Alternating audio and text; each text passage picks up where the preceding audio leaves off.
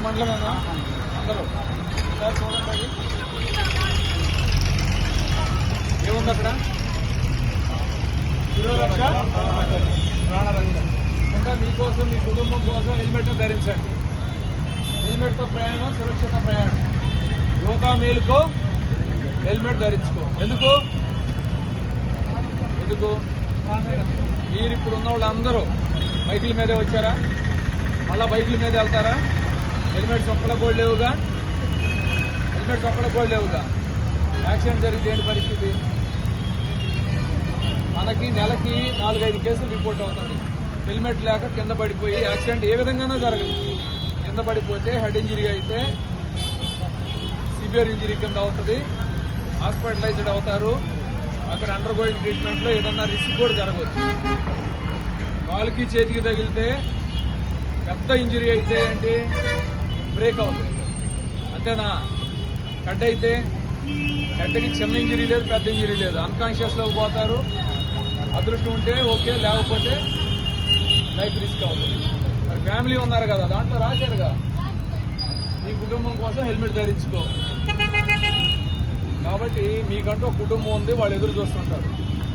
15 వరకు ఈ విధంగా మేము అన్ని చోట్ల చెప్తున్నాం. 16వ తారీఖు నుంచి ఎన్ఫోర్స్మెంట్ వర్క్ స్టార్ట్ చేస్తాం. ఎవరి కోసం?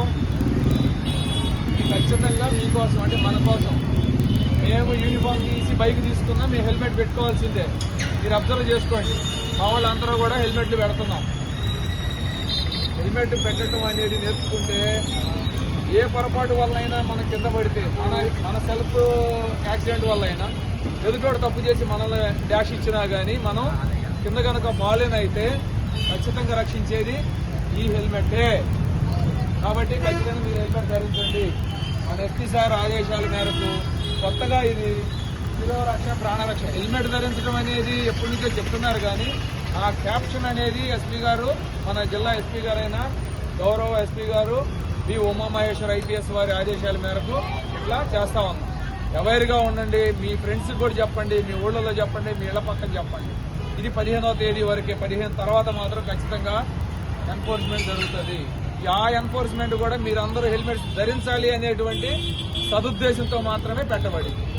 ఓకేనా? హెల్మెట్స్ ధరిస్తారా? హెల్మెట్స్ లేకపోతే పనండి. నాకు తెలిసి ఇంట్లో అందరికి ఉండి ఉంటాయి, కానీ హెల్మెట్స్ పక్కన పెట్టేసి ఉంటారు.